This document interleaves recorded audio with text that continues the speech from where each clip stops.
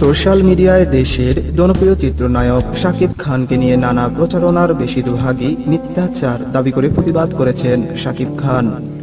রাজধানীর একটি রেস্টুরেন্ট মঙ্গলবার এক সংবাদ সম্মেলন করে তাকে নিয়ে মিথ্যাচার ও অপপ্রচারের বিরুদ্ধে প্রতিবাদ করেন তিনি। এতে শাকিব খান বলেন, সাম্প্রতিক সময় চলচ্চিত্রে ঘটে যাওয়া অনেক ঘটনা নিয়ে আমাকে জড়িয়ে কেউ কেউ মিথ্যাচার করে যাচ্ছেন। নিজেদের মতো করে বানিয়ে বানিয়ে গল্প বলে দেশের মানুষকে বিভ্রান্ত করার চেষ্টা করছেন। আমার শিক্ষাগত যোগ্যতা নিয়েও কেউ কেউ কথা তুলেছেন। আমি বলতে চাই, আমাদের চলচ্চিত্রে যারা কাজ করেন তারা একটি পরিবার। আমি কখনোই পরিবারের বিরুদ্ধে কথা বলিনি, শুধু কিছু অন্যায়ের বিরুদ্ধে কথা বলেছি। এসব অন্যায় যারা করছেন তাদের বিরুদ্ধে প্রতিবাদ করেছি। এই প্রতিবাদের জন্য যারা আমাকে হেয় করার চেষ্টা করছেন তারা আসলে অপশক্তি। চলচ্চিত্রের উন্নয়নের বুলি আওড়িয়ে মূলত চলচ্চিত্রকে ধ্বংস করার কাজে লিপ্ত রয়েছেন তারা।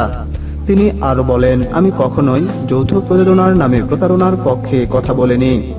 প্রতারণা বন্ধ হোক, এটা আমিও চাই।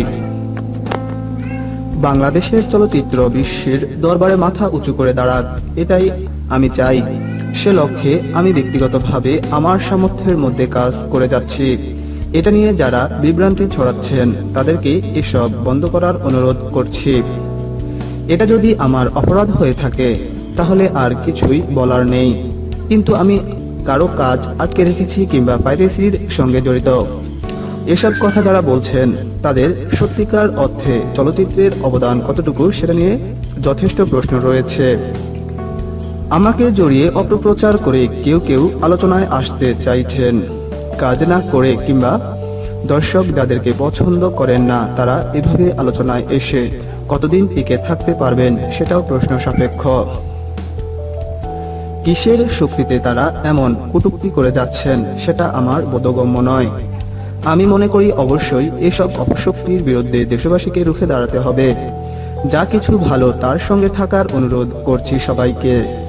সম্প্রতি শাকিব খান একটি বেসরকারি চ্যানেলে এক সাক্ষাৎকারে দেশের চলচ্চিত্র নায়ক নায়িকাদের শিক্ষাগত যোগ্যতা নিয়ে কথা বলেছেন। তিনি বলেছেন, শিক্ষিত ছেলেমেয়েরা চলচ্চিত্রে আসলে ঢাকায় চলচ্চিত্রের মান আরো উন্নত হবে, মেধাবীরা কাজ করার সুযোগ পাবে।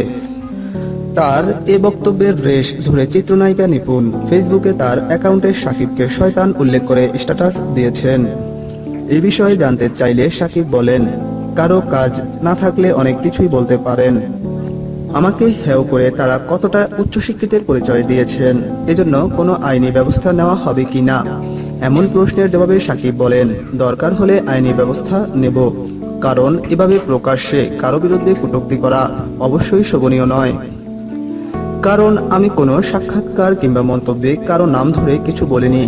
আমার প্রতিবাদ কিংবা বক্তব্য ছিল যারা মেধাহীন এবং নোংরা রাজনীতির সঙ্গে জড়িত তাদের বিরুদ্ধে।